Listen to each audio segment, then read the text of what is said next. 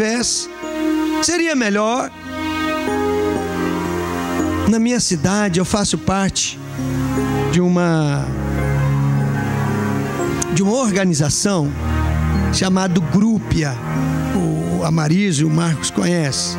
O Grupia, ele é constituído de representantes das diversas partes da sociedade, civil, militar e assim por diante, né? Profissionais liberais. E o Grupia, o que é Grupia? Grupo de Proteção à Infância e Adolescência, né? Então ali está a OAB, a Polícia Militar, Bombeiro, Polícia Civil, representante do governo estadual, federal, municipal, e igrejas, e nós estamos lá como igreja, né? Então o nosso trabalho é voltado a isso. Esses tempos atrás eu falei, né? Nós precisamos combater a causa. Se nós não combatemos a causa do problema, não adianta. Quando surgiu o problema da lei da palmada, eu falei, nós estamos perdendo nosso tempo se nós não vemos essa situação aqui. E o grande problema, irmão, que o mundo faz assim. Um dia eu ia trazer uma palavra lá, um religioso falou para mim, olha, a gente pode falar de Deus sem problema nenhum, todo mundo concorda, mas você não pode falar de Jesus. Então eu posso falar de Deus, Deus todo mundo aceita, mas eu não posso falar de Jesus. Hoje é exaltado muito o discurso político, politicamente correto. Fala-se muito sobre isso. Há uma falsidade no ar, há um engano. Meu irmão, aquele que professa o nome do Senhor, aparta-se da injustiça. Teoria e prática, fundamento. Que alicerce você está fundamentado, meu irmão? É pedra, é rocha ou é areia?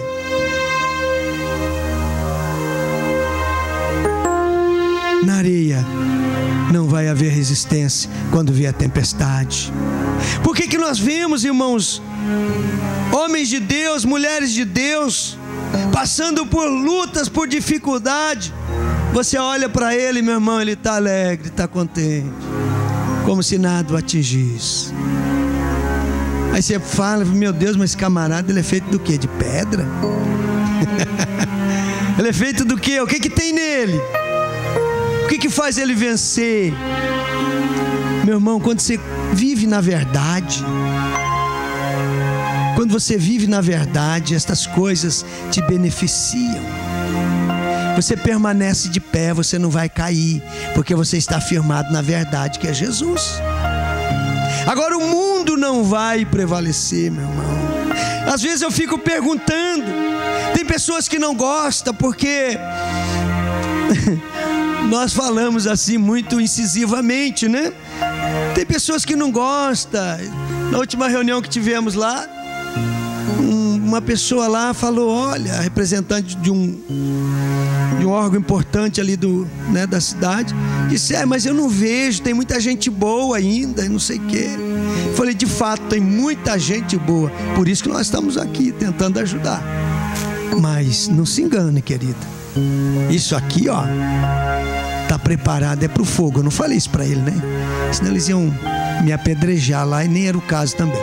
Mas esse mundo, ele está preparado para o fogo. Esse mundo não está fundamentado na verdade.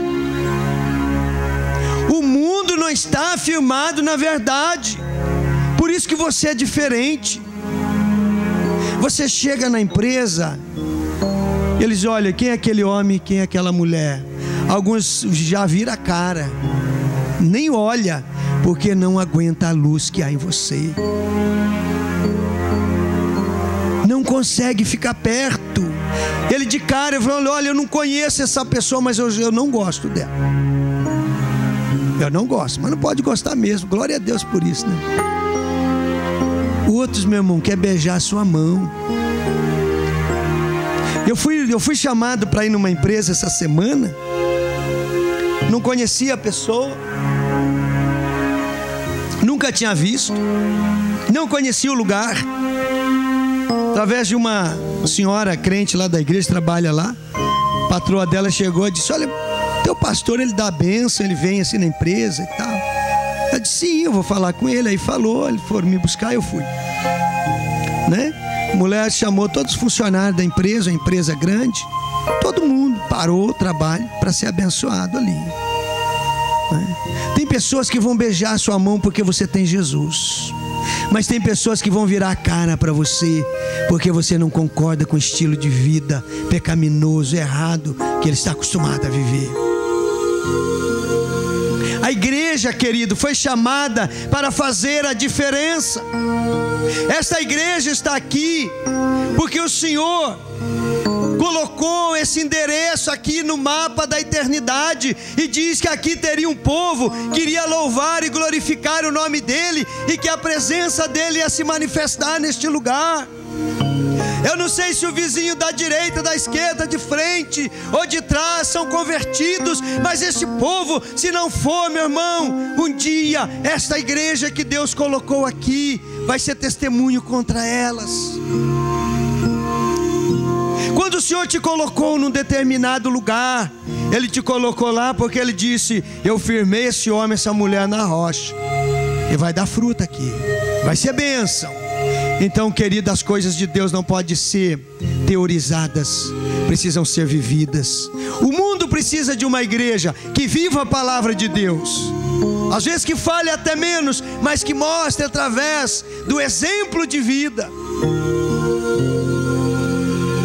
Você está alicerçado, meu irmão, na verdade ou na mentira?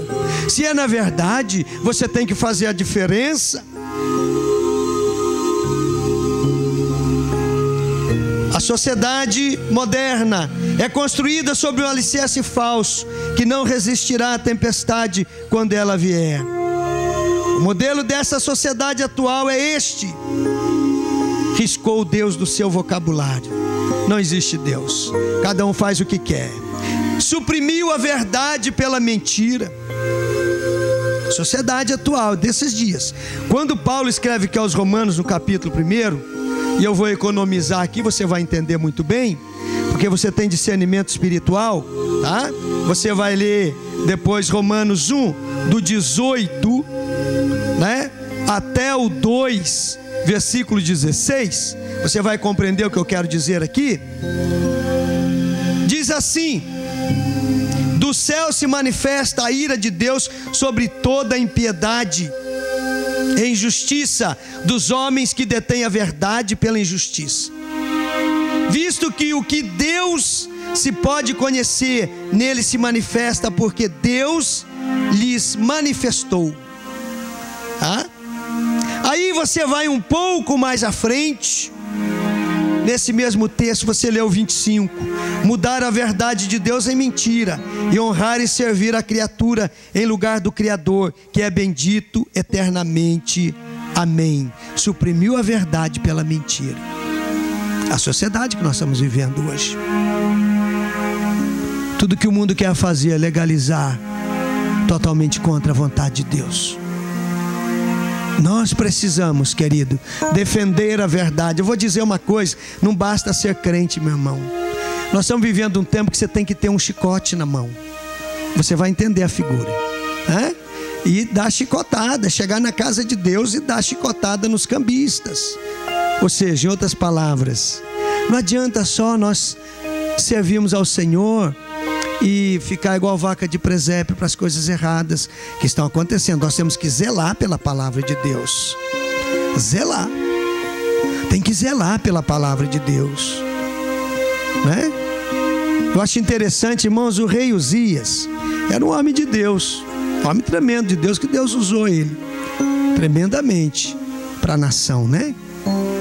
Só que tem o seguinte: Uzias, ele foi se meter onde não era da conta dele.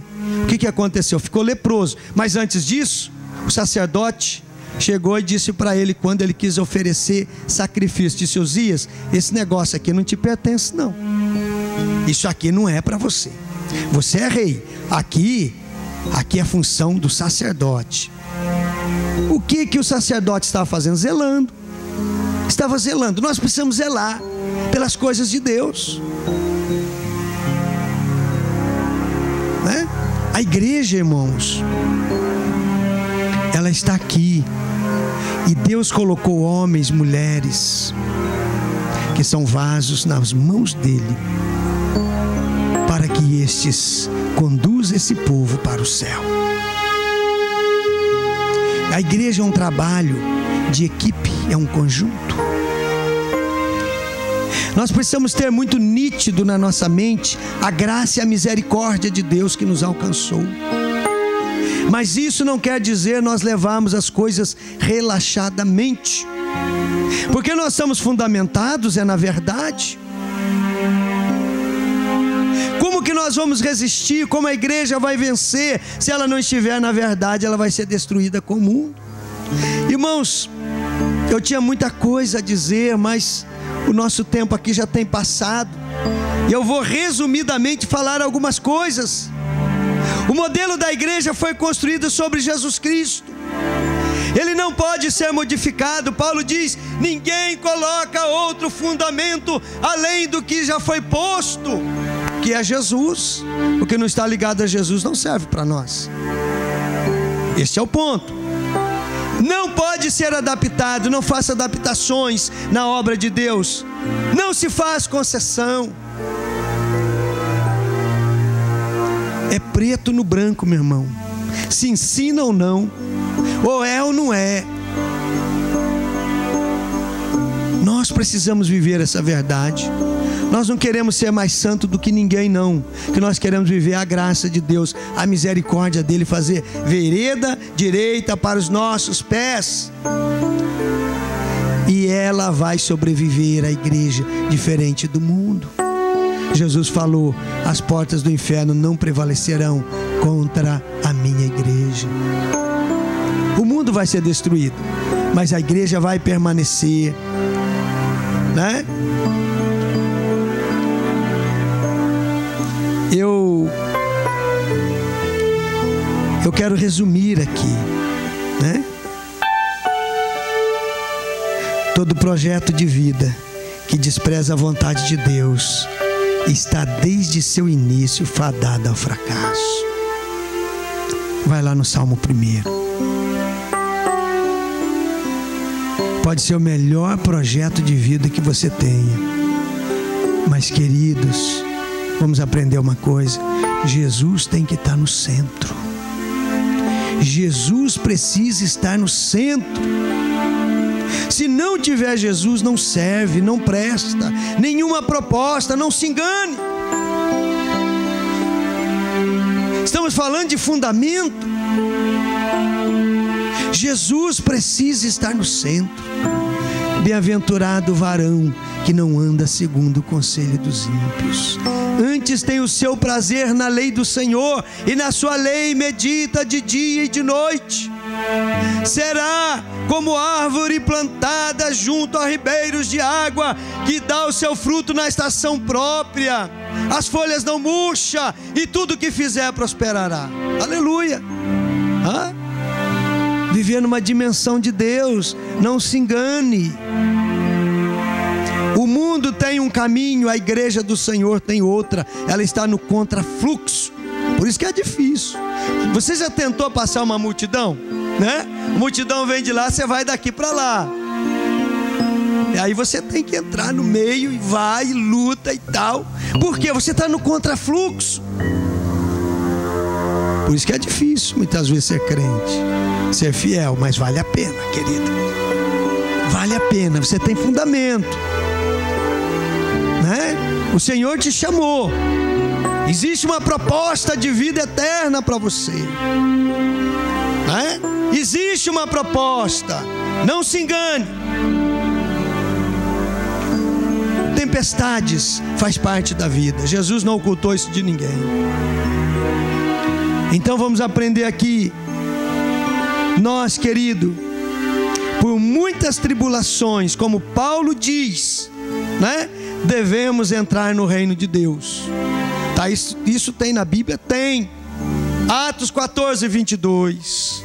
É por meio de muitas tribulações, ou seja, há lutas, mas vale a pena. Negue-se a si mesmo, renuncie o mundo, renuncie o pecado, fique com Jesus. Paulo diz que as tribulações, querido, elas são para o nosso crescimento. Romanos 5, 3 e 4, não somente isso, mas também nos gloriamos nas tribulações, sabendo que as tribulações produzem o quê? Perseverança, e a perseverança, a experiência, a esperança, né? Então não tem chazinho, cafezinho, né? Não tem moleza, é difícil, mas vale a pena. Fica na rocha, a rocha é Jesus. Negue-se a si mesmo, negue as suas vontades, não anda segundo o conselho do mundo, anda com Jesus. É isso que nós precisamos entender, precisamos refletir melhor sobre a nossa qualidade de vida espiritual. Senão nós somos meros religiosos. Eu estava orando à tarde e falei: Senhor, pode ser até que pareça, né? Mas falei: Senhor, eu não quero fazer um discurso naquela igreja, não quero pregar bonito, não. Eu quero falar o que o Senhor tem para a igreja. Irmãos, podia pregar tantas outras mensagens, eu não sei porque que Deus colocou isso no meu coração. Eu pensei comigo: olha, talvez trazer uma mensagem para a igreja de consolo e tal. Eu não sei, irmãos, mas foi o que Deus colocou no meu coração. Eu não consegui sair desse tema. Alicerce, no que você está fundamentado. Sabe por que muita gente desiste? Porque é difícil mesmo. Mas não desiste não. Fica com Jesus, continua, dê um bom testemunho, faça escolha. Chega amanhã lá e diz: olha, eu não faço mais parte desse esquema aí não. Ah, mas por que você está comprometido? Não, Senhor, eu em primeiro lugar estou comprometido com Deus, com o reino de Deus. Ah, eu vou fazer isso. Olha, problema assim, eu faço o que você quiser, mas a partir de agora eu não faço mais parte disso. Rompe, querido.